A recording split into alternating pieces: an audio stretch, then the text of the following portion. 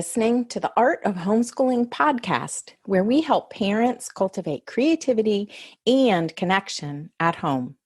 I'm your host, Jean Miller, and here on this podcast, you'll find stories and inspiration to bring you the confidence you need to make homeschooling work for your family. Let's begin.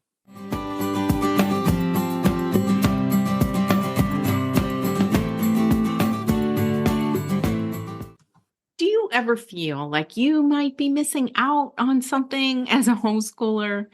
Many homeschooling parents I talk to experience FOMO. That's FOMO, which stands for fear of missing out. FOMO can happen regarding activities or curriculum choices. It could be related to your sense of community that you experience. It's natural, of course, to wonder if our children are getting the best experiences, opportunities, and education that we can possibly give. But let's explore how FOMO can be reframed into an empowering experience. And today, I'm going to talk about 3 different areas of homeschooling life where you can reframe this idea of FOMO so that you can feel more relaxed and find more ease in your homeschooling days. So the first area I want to talk about is homeschooling activities. The FOMO around activities might arise when you see other homeschoolers around you engaged in various extracurricular pursuits. Perhaps it's the art classes, sports teams, co-ops, or science clubs that seem enticing to you. But maybe your children don't have those interests, or you can't afford those classes right now, or maybe you're not even invited to exclusive co-ops or clubs. Sometimes the stars just are not aligned for your family to get to do those particular things that other families are doing right now. And sometimes it's that technology that other parents are giving to their children that you get exposed to in these other activities, and you're not wanting to be part of that. But here's the reality check for you. Remember, the beauty of homeschooling lies in its flexibility and creativity. It's not what you do, but how you feel and creating a life that works for you that matters most. While it's fantastic to explore different activities, of course, it's actually important to also recognize that your unique choices of how you spend your days hold value. We make conscious choices about how we spend our time because there are, of course, only a finite number of hours in a day. And we want to prioritize the human connection and relationships we're building with our children. There's also something to be said for limiting that go, go, go approach. Being home with our children and our family is truly a gift. Maybe think about alternating days of an active day and then a calm day, a day when you're out and then a day when you're home. Or you might consider letting your children choose just one outside activity a week. Because the honest truth is that children benefit from unstructured time in order to explore their own interests and process all that they're learning. And if you're worried about socialization, check out episode 165, Busting Homeschool Myths, for reassurance that your children will be just fine. All right, the second area of homeschooling life that I want to talk about here is curriculum. With an abundance of curriculum options available, the fear of choosing the wrong one can be paralyzing. Every program seems promising, and the fear looms that your selection might fall short. And maybe that curriculum you don't have will be just the thing to make homeschooling go more smoothly. We've all been there, I promise you. But here's the reality check. No one-size-fits-all curriculum exists. Your child's educational journey is an evolving process and a unique one. Don't fear that journey of experimenting or mixing various resources to create a custom fit curriculum just for your children. What works for one family might not work for another, and that's okay. Trust your intuition on this and trust the process. Remember, buying more and more curriculum, thinking that the next one will be just the thing, is actually more confusing than less.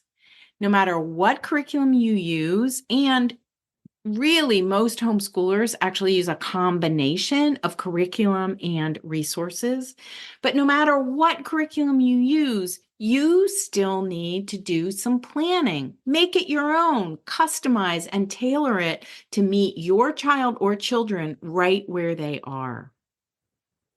And the third area of homeschooling life I want to talk about is community. The idea of missing out on a school community, right, of a traditional school setting can invoke FOMO too. The camaraderie with other school families, shared experiences, and group learning environments might seem irreplaceable. And that's what I feared the most when our family started on our homeschooling journey. I feared that I would really miss a school community. But here's the reality check. Homeschooling communities are vibrant and diverse places too. Seek out local homeschool groups and try out online communities. Encourage your child to participate in different community events, in volunteer activities. You can even do some volunteer activities together, like volunteering at the food bank or at an animal shelter, or even organize some meetups yourself. These avenues offer unique opportunities for socialization and friendships that are just as meaningful as a school community, maybe even more so at times, because children get to socialize with all ages in a lot of these types of activities. We always loved meeting homeschooling friends for hikes and field trips. And I organized a lot of great classes and experiences for small groups of homeschoolers that were really rewarding for both my children and myself. Above all, I encourage you to think of your family as your community. This is your little sphere of influence, right? As homeschoolers, we can keep our relationships with our kiddos at the forefront. And that, my friend, is a blessing. If you'd like to be part of a vibrant online community of heart-centered, hands-on homeschoolers, come join the Inspired at Home coaching program for the training, group coaching, and community that keeps you feeling joyful in your homeschooling. You can find out more at artofhomeschooling.com/inspired-at-home, and I'll be sure to put a link in the show notes for this episode as well. Now I want to talk about recovering from FOMO, recovering from the fear of missing out. Let's start off with a quote.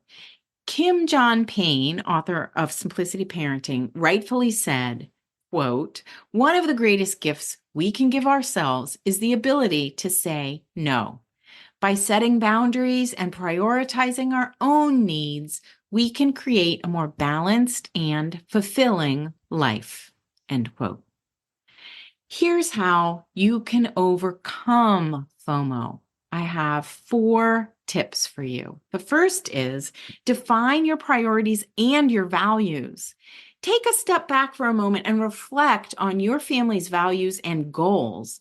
What matters most to you and to your child's educational journey? Prioritize these aspects and align your choices about activities and curriculum with your personal values and goals. Second tip, embrace your unique path. Recognize that your homeschooling journey is distinctive. Celebrate the freedom to tailor the education to your child's needs and interests. Experimentation and flexibility are your allies. Tip number 3, practice gratitude. Focus on what you have rather than on what you might be missing. This is really important. Focus on what you have rather than on what you might be missing. We can have it all, just not all at once. Keep a gratitude journal to remind yourself of the positives and the successes on your homeschooling adventure. Recently, inside the Inspired at Home community, we made little booklets that we call Signs of Wonder, so we can be sure to record those positives and successes that are happening, but we don't always pay attention to them. And tip number 4, connect and share. Engage with other homeschoolers to share experiences and gather inspiration. Collaborate with fellow homeschooling families to create meaningful learning experiences, even if it's just a meetup at the park where a couple of parents sit and chat while the kids play. In conclusion, I just want to say that homeschooling opens the door to a world of possibilities, granting the freedom to create a personalized educational experience for your children. It's crucial to acknowledge and celebrate even this unique journey without letting the fear of missing out overshadow its beauty. By embracing what manifests, by setting boundaries and being creative with your homeschooling life, you can find your way out of FOMO. I know because I did. For a recap of this episode about the areas in which we tend to feel the most FOMO as homeschoolers, homeschooling activities, curriculum, and community, along with the 4 tips for recovering from FOMO, be sure to check out the show notes for this episode at artofhomeschooling.com/episode 166. Thanks for joining me today, and I'll see you next time. That's all for today, my friend. But here's what I want you to remember. Rather than perfection, let's focus on connection. Thanks so much for listening, and I'll see you on the next episode of the Art of Homeschooling podcast.